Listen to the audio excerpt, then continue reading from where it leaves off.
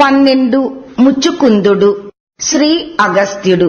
ఒకప్పుడు సత్యసుందరుడైన శివుడు, సౌందర్య నాయకి శృంగారలహరి అయిన శాంకరి చెట్టపట్టాలతో వికసిత పుష్పవృక్షములతో సుశోభితమైన కైలాస శైల ఉపవనమును ప్రవేశించారు.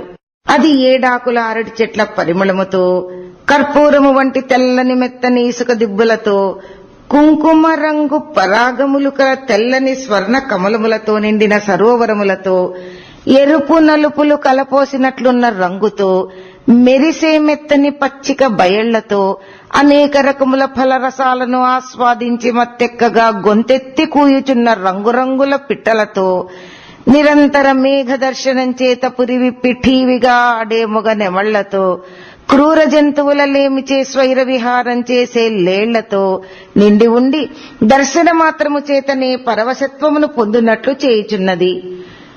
కామాంతకుడు కామేశ్వరుడు అయిన శివుడు కామాక్షి కామేశ్వరి అయిన త్రిపుర సుందరీ దేవితోడి మదన వశుడు కామాతురుడు అయిన నవ ప్రేమికుడు బిత్తరి అయిన ఆమె మిసిమి యవ్వనమును అలంకరిస్తూ అలరించసాగాడు.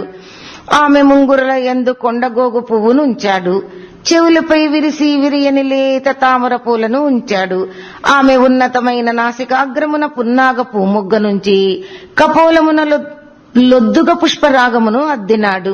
కంఠనాళమున మనోహరమైన సింధువార సుమమాలికను చుట్టి తామర తూడుల కంకణములను తామర రేకుల కన్నా మృదువైన ఆమె చేతులకు తొడిగాడు.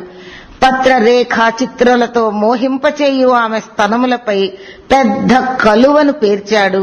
సుమ సుందరి అయి కుసుమముల కన్నా సుకుమారి అయిన పర్వతరాజు ముద్దుల పట్టి లావణ్యము రసరాజకు శివునికి ముచ్చట గొలిపింది. మహాదేవుడు మహామోహమును అలంకరించుకుని అనురాగవల్లి అయిన అగజానాయికతో పలు విధముల క్రీడించాడు.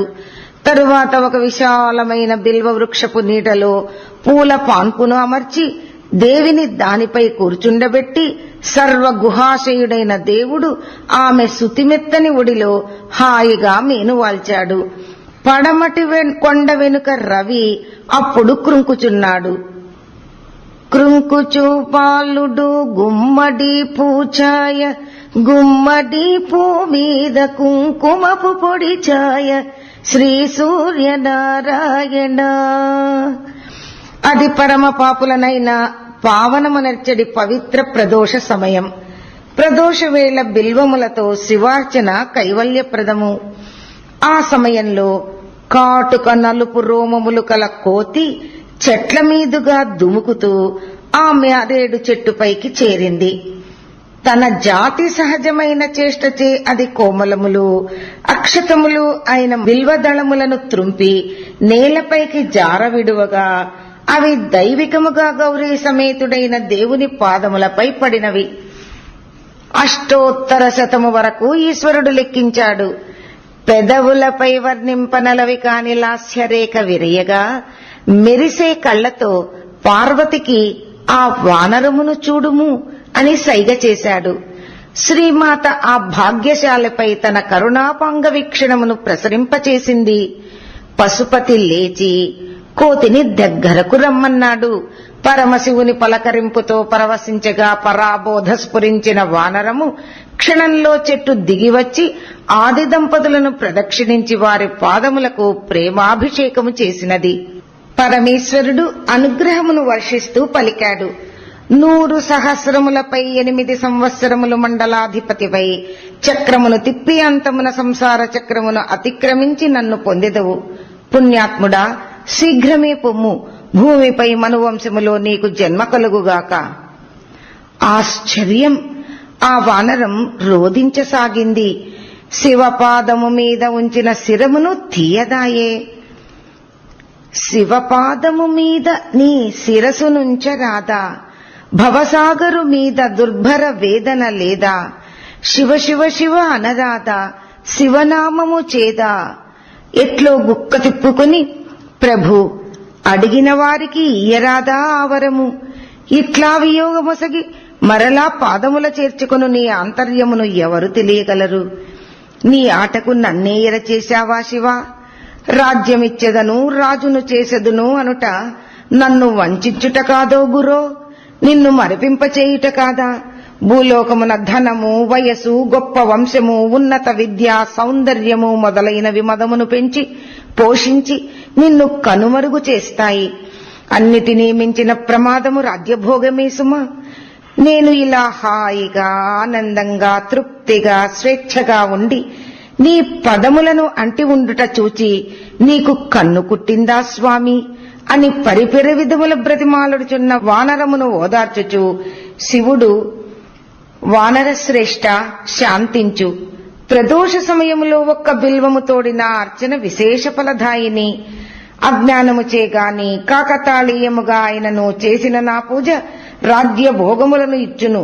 విరక్తుడైన వాడు ప్రదోషమున నన్ను సేవించి ముక్తుడగును.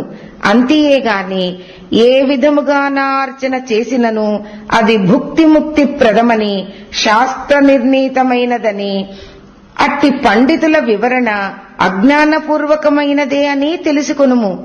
ఒక్క జన్మను పొంది దేవభోగములను అనుభవించి పిదప నన్ను ఎరిగి ధ్రువమైన నా పదమును పొందెదవు. విష్ణువు యొక్క సాంగత్యము చేత మా ఇరువురి దర్శనం నీకు సంభవింపగలదు. నీకు జరగబోవునదంతయూ శుభమే.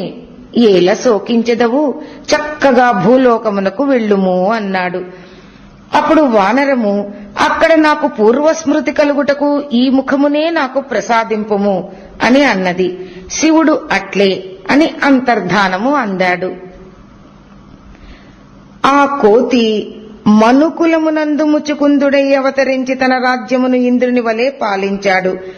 అంతేకాక అతడు ఇంద్రునికి స్నేహితుడై ఒకప్పుడు దైత్యులను జయించుటలో అతనికి సాయపడగా ఇంద్రుడు అతనిని అర్ధసింహాసనమును ఇచ్చి సన్మానించాడు. అంతా అతనికి మన్మదాకృతి సంక్రమించగా బృహస్పతిచే ఆశీర్వదింపబడి అప్సరస స్త్రీలచే సేవలందాడు. తరువాత ఇంద్రునితో పాటు ఐరావతమును ఎక్కి స్వర్గవీధులలో విహరించి ఇంద్రుని భవనమునకు రాగా అచ్చట శచీదేవి ముచుకుందుని విష్ణుమూర్తి వలె ఆదరించినది. ముచుకుంద దేవేంద్రులిద్దరూ ఆకాశగంగ యందు స్నానమాడి ఇంద్రుని పూజామందిరము ప్రవేశించారు. అది మణిమయ నిర్మితమై దివ్య అగరు పరిమళముతో హృద్యముగా ఉండినది. ముచికుందుని ఆసీనుని చేసి ఇంద్రుడు భస్మరుద్రాక్షాది లాంఛన లాంఛితుడై సోమాస్కందమూర్తి అయిన శివునకు అర్చన చేశాడు. రాజర్షి ముచికుందుడు పార్వతీస్కంద సమేత పరమేశ్వరుని చూచి రోమాంచితుడయ్యాడు. ఈశ్వర వాక్కుని స్మరించుకుని అచటి శివుని మనసా స్తుతించాడు. ఈ రహస్య పరివశ్యకు సంప్రీతుడైన శంకరుడు అతనితో నన్ను భూమిపై ప్రతిష్ఠించి ఆరాధింపుము అని ఆదేశించాడు.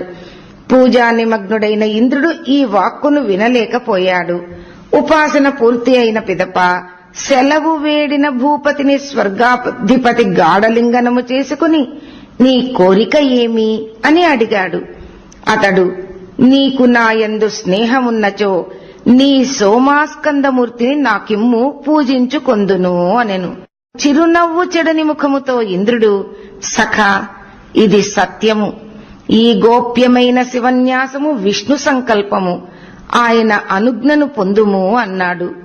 ముచుకుందుడు హృదయమున శివుని ధ్యానించి ఆయనచే ప్రేరితుడై వైకుంఠమును చేరి శ్రీహరిని అనేక రీతుల కీర్తించి తన కోర్కెను విన్నవించుకొన్నాడు. హరిక్షణము ధ్యానించి పరమేశ్వర ఆజ్ఞచేత అతనికి అనుమతినిచ్చాడు.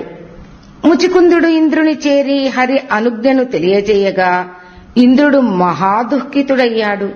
అయ్యో, ఏ విధముగా ఈ మూర్తిని ఇచ్చుట, నా బ్రతుకంతయు శూన్యమైపోవునే, అతనికిచ్చిన మాట ఏ విధముగా నిలబెట్టుకుందును అని విచారించాడు. కొంత స్థిమితపడి రహస్యముగా విశ్వకర్మను రావించి ఆ మూర్తికి అభేదమైన నకలు తయారు చేయించి ముచుకుందునకు ఇచ్చి పంపాడు. అతడు దానిని భూమిపై ప్రతిష్ఠింపగా ఈశ్వరుడు అతనికి జరిగిన మోసమును తెలిపాడు. ముచుకుందుడు ఇంద్రుని వద్దకు తిరిగి వెళ్లగా ఇంద్రుడు అతన్ని సముదాయించి తిరిగి కృత్రిమమైన మూర్తినే ఇయ్యగా ముచుకుందుడు తిరిగి వచ్చి ఆ నకులనే ప్రతిష్ఠింపగా మరలా ఈశ్వరుని హెచ్చరిక వినబడింది. ఈ విధముగా 6 సార్లు జరుగగా 7వసారి రాజర్షి శచీపతిని చేరి రోషము లేకయే, దేవేంద్ర వంచింపకము, ఈశ్వరుని ఆజ్ఞను నెరవేర్చుము, లేనిచో కలి ప్రవేశించును అన్నాడు. ఇంద్రుడు స్వస్థుడై ఈసారి సోమాస్కంద స్వయంభువ మూర్తిని రత్నసింహాసన సహితముగా భూపతికిచ్చి నెమలి కన్నుల గొడుగు, శంఖము, జవ్వాది పుష్పములు, కలువల దండ, కర్పూర ఆలేపనము సమకూర్చుచు నియమ నిష్ఠతో పూజింపుము అని ఆదరముగా ఆశ్వాసించి పంపాడు. ముచుకుందుడు భూమికి తిరిగి వచ్చి అచ్చట అన్నిటికంటే సర్వోన్నతమైన స్థలముగా కమలాలయమును గుర్తించి అచట భూరక్షణకై మూలమహేశ్వరమూర్తిని 6 స్థానములలో ఆయన కళలను ప్రతిష్ఠించి నిత్యము పూజిస్తూ శాశ్వత విమల కీర్తిని అందాడు. ఈ చరితమును స్మరించి సుందరుడు ఈశ్వరుని గూర్చి సంతోష అతిరేకముతో శ్రీ మహావిష్ణువును, మహేంద్రుని, ముచుకుందుని అనుగ్రహించిన పరమేశ్వరుడు నాకు ప్రసన్నుడగుగాక అని స్తుతించాడు. ఓం తత్సత్.